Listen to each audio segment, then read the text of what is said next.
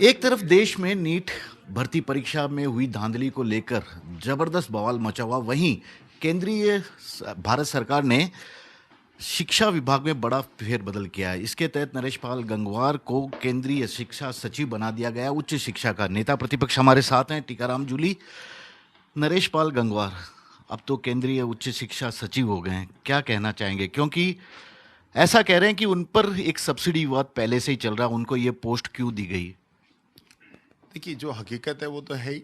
जिन्होंने खुद के परिवार के लिए करोड़ों की सब्सिडी दी हो, डिपार्टमेंट के जो मंत्री हैं, केंद्रीय मंत्री, उनके परिवार को करोड़ों की सब्सिडी दी गई हो, तो वो बच्चों का क्या भला करेंगे।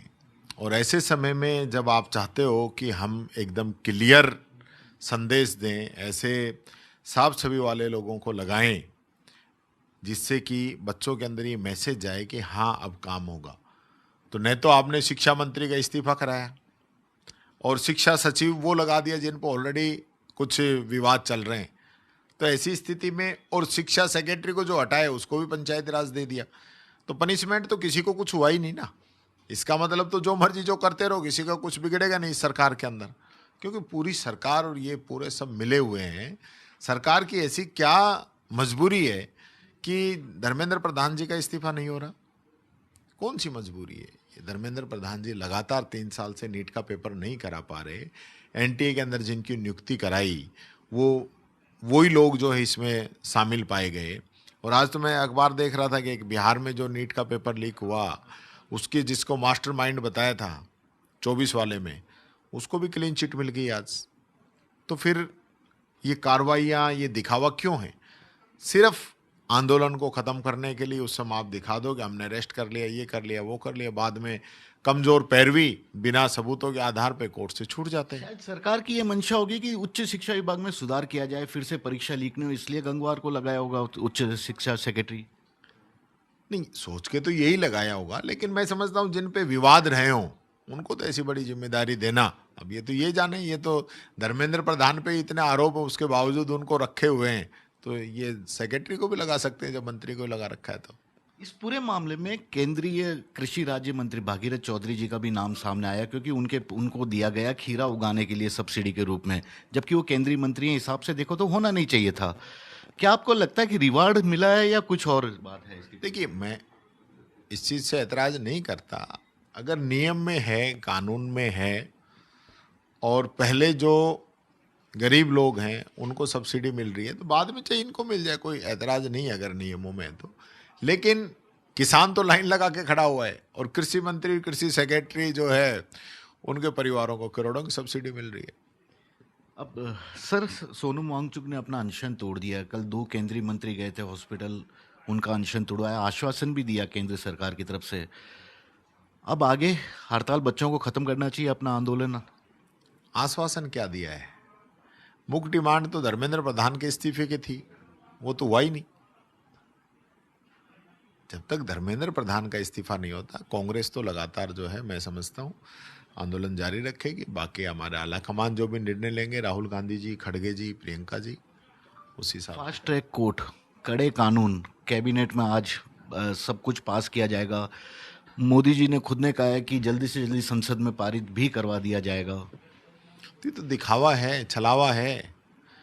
बिल तो पारित होगा। अगर सख्त अच्छा कानून बनाएंगे तो मैं समझता हूँ कोई उसके लिए मना नहीं करेगा। सब लोग चाह ही यही रहे हैं कि सख्त कानून बने, तो बनाए तो सही। अब तक क्यों नहीं बनाया? मोदी जी 12 साल से देश के प्रधानमंत्री हैं, क्यों नहीं बनाया? एक ये बार बार है ना, बीजेपी वाले ये बोल रहे हैं कि अब वो आंदोलन हाईजैक हो रहा है, वहाँ पर कुछ असामाजिक तत्व जैसे लोग भी बैठने लगे जो पुलिस पर अटैक कर रहे हैं, तमाम तरह की बातें सामने आ रही है। क्या आपको लग रहा है कि वो छात्रों वाला जंतर मंतर का आंदोलन हाईजैक होने लगा अब? कोई हाईजैक नहीं हो रहा। बीजेपी इस आंदोलन को अब बदनाम करने पे तुली हुई है, अपने लोगों को भेज रही है। बीजेपी से जुड़े हुए लोग हैं जो जाके वहाँ पे इस प्रकार का काम कर रहे हैं कि वो नाम बच्चों के आए। तो ये बच्चे तो इतने दिन से भी तो बैठे थे ना, तब तो ऐसा कुछ नहीं हुआ। अब अचानक कैसे हो गया? अब अचानक कैसे हुआ है? तो ये तो बीजेपी का एक प्रोपेगेंडा है। अब जैसे पहले किसान आंदोलन को भी आतंकवादी करार दिया था, विदेशी फंडिंग करार दिया था, वही चीज़ें अब लग रही है। पाकिस्तानी बताएंगे, पता नहीं क्या क्या बताएंगे। जो इन्होंने नया ऑन स्क्रीन इन्होंने OSM को शुरू किया था, मार्किंग का सिस्टम, तो उसमें एक बच्चे ने कहा कि ये मेरी मार्कशीट नहीं है, उसको पाकिस्तानी बता दिया। वो 17 साल के बच्चे पे क्या बीती होगी। और यही हाल अब है।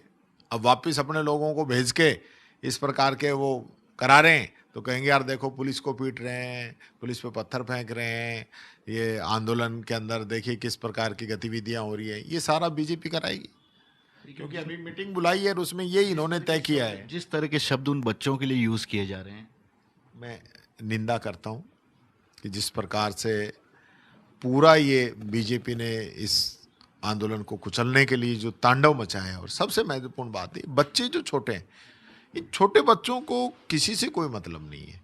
ये पार्टी पॉलिटिक्स के अंदर नहीं है। ये बच्चे अपना भविष्य चाहते हैं।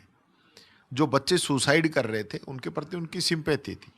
जिन बच्चों का भविष्य बर्बाद हो रहा था, कैरियर खत्म हो रहा था, उनके प्रति सिंपैथी थी। और सिर्फ एक ही डिमांड कर रहे थे, धर्मेंद्र प्रधान का इस्तीफा हो और एजुकेशन सिस्टम अच्छा बनाया जाए। तो आज दो प्रकार का एजुकेशन सिस्टम हो गया। एक तो अमीर का हो गया, एक गरीब का हो गया। अमीर का बच्चा बढ़िया इंग्लिश मीडियम स्कूल में पढ़ेगा, अच्छी कोचिंग लेगा, विदेश में जाके पढ़ेगा, अच्छी जॉब उसको मिलेगी। गरीब का बच्चा सरकारी स्कूल में पढ़ेगा, इंटरनेट भी नहीं है, टीचर भी नहीं है, पता नहीं कब बिल्डिंग गिर जाए राजस्थान में। तो ये हालात है। और उसके बाद वो कंपटीशन की तैयारी करेगा और जब फिर पेपर देगा तो पेपर लीक हो जाएगा। एक आखिरी सवाल सर, फिर से बीजेपी ये आरोप लगा रही है कांग्रेस इस पूरे मुद्दे का राजनीतिकरण कर रही है, क्या ये सही है?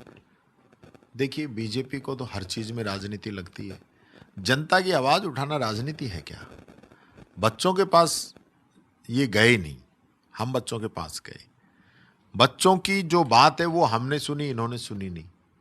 बच्चों की बात के लिए राहुल गांधी जी पूरे देश के अंदर जा रहे हैं। इनको ये राजनीति लगता है? यानी हम बोले नहीं, विपक्ष बच्चों की आवाज नहीं उठाई, ये कैसे हो सकता है? और इसमें अगर इनको राजनीति लगती है तो राजनीति है। हम राजनीतिक पार्टी हैं, हमारी जिम्मेदारी इस देश के संविधान के प्रति है। हमारे नेताओं ने इस देश की आज़ादी की लड़ाई लड़ी थी। हमारे नेताओं ने इस देश को मजबूत संविधान दिया था। आज हमारे नेता उस संविधान को बचाने के लिए लड़ रहे हैं, युवाओं के भविष्य को बचाने के लिए लड़ रहे हैं।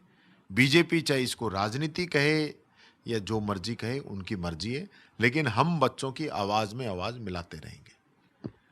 तो ये है नेता प्रतिपक्ष टीकाराम जूली। कैमरामैन सोहन सिंह के साथ श्रीवत्सन, जयपुर न्यूज़ 24।